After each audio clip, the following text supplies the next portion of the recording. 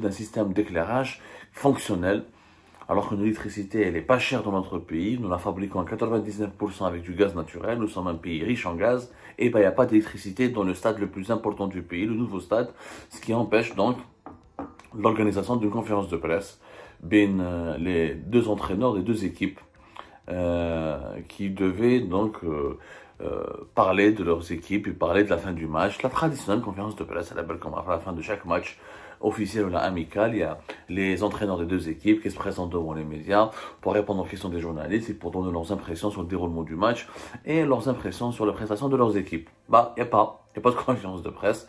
Le stade était plongé dans le noir. Donc, l'entraîneur algérien, l'entraîneur malien étaient obligés de quitter le stade précipitamment. Ils ne pouvaient pas attendre parce que l'électricité n'a pas pu être rétablie. Hadi première connerie. Et comment un stade flambant neuf, je dis bien un stade flambant neuf, à Oran, deuxième ville du pays, on vient d'accueillir à peine il y a 2-3 mois, il y a quelques mois en tout cas, les Jeux méditerranéens, on n'est pas capable d'avoir de l'électricité à un moment important de la fin du match.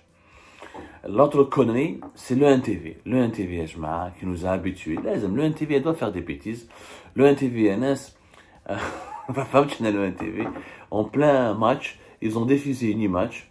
Ils ont diffusé l'image, ils se sont trompés sur les noms des deux équipes. Au lieu de mettre Algérie contre le Mali, ils ont mis le Mouloudia d'Alger contre le Mouloudia d'Alger. Qui fait un match, comme un match amical, c'est quand même un match de la FIFA, de la Fédération internationale du football. C'est un calendrier FIFA. Les matchs amicaux en ce moment ne sont pas... C'est pas parce que c'est un match amical qu'il faut le bâcler. Pas du tout. C'est un match qui rentre dans la...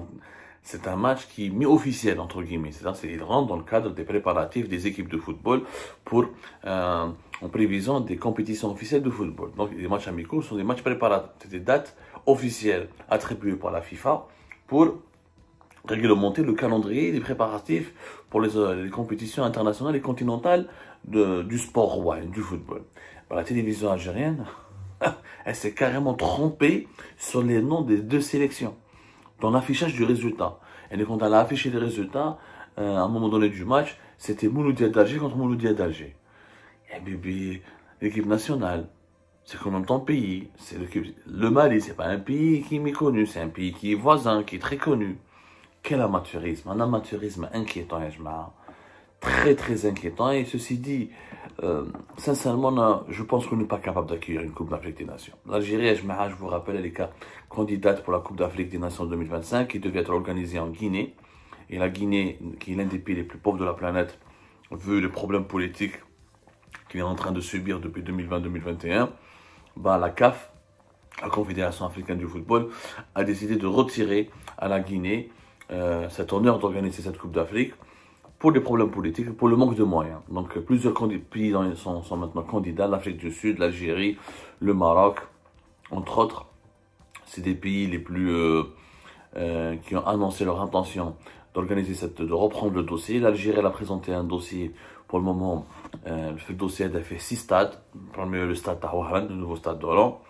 Stade de Blida, 5 juillet, un stade de Constantine et celui de Annaba. Bon, voilà. Dans la situation actuelle, on n'est pas capable d'organiser une Coupe d'Afrique des Nations. Comme sincèrement. L'électricité, mais même pas l'éclairage, la conférence de presse. Le NTV, le NTV, c'est une catastrophe. C'est une catastrophe. Je me demande qu'est-ce qu'on attend pour faire un audit profond de l'ONTV pour la réformer de fond en comble. Où est la CAF risque d'éliminer l'Algérie et de donner cette Coupe d'Afrique des Nations au Maroc. Les dirigeants algériens vont créer au scandale. Le lobby marocain a torpillé l'Algérie. Les Israéliens sont intervenus. Les Français, les Européens. La théorie du complot. La théorie du complot. Voilà. Parce que le Maroc a de meilleurs stades que l'Algérie. Il est capable de mieux organiser les compétitions sportives que l'Algérie. Et non, après on va toujours la même chose. Le complexe, la théorie du complot. Le complexe du vaincu, du faible. Vous savez, le faible, pour ne pas assumer sa faiblesse, il va toujours sortir des arguments pour accuser le coup et pour nous sortir des histoires d'emmerdebout afin de ne pas assumer sa faiblesse. On est en 2023, sera une année décisive. Il faut absolument faire des investissements importants, apprendre à comment manager et gérer les infrastructures sportives et corriger les faiblesses.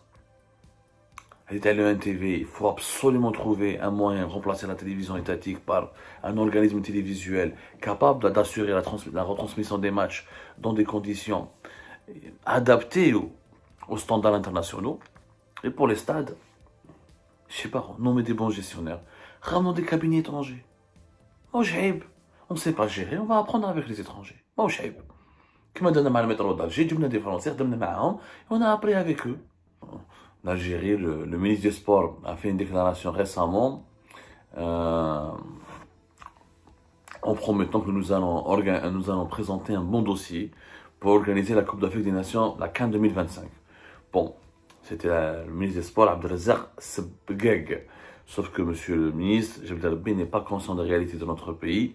Nous sommes hyper en retard en concernant la qualité des infrastructures sportives.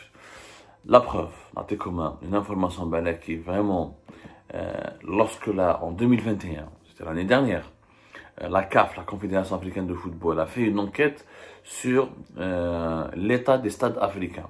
Et pour recenser les stades, c'est un rapport qui a été fait sur l'état des infrastructures sportives en Afrique. Le rapport avait pour but d'évaluer les capacités et des stades recensés sur le continent africain et savoir est-ce qu'ils sont conformes aux normes internationales. Parce qu'il y a un cahier des charges des instances internationales du football, notamment des cahiers de charges où il y a des normes qui sont fixées par la FIFA pour que un stade soit homologué. Quand il est homologué, c'est-à-dire qu'il est déclaré capable et prêt à accueillir un match international. Où les normes les stades doivent avoir une capacité d'accueil d'au moins 10 000 places, une pelouse et des vestiaires de qualité, des dispositifs d'éclairage, ou de sécurité adaptés. Avec les conditions les plus importantes. Capacité 10 000 supporters, une pelouse de qualité, conforme à un certain nombre de techniques, et des vestiaires de qualité, des dispositifs d'éclairage et de sécurité adaptés. Malheureusement, l'Algérie ne figure même pas lorsque ce rapport de la CAF a été rendu public en 2021. C'était en mai 2021, voilà, mai-avril 2021 ce rapport. L'Algérie ne possède même pas plus de 3 stades homologués. Il y a 2 stades. On n'a même pas 3 stades homologués, c'est-à-dire conformes aux normes du cahier de charge des instances internationales du football. C'est quand même grave. Alors, dans les autres pays africains, l'Afrique du Sud, oui, pays le plus développé en Afrique, il a 13. Laissez-moi juste retrouver mes notes. L'Afrique du Sud, elle a 13 stades.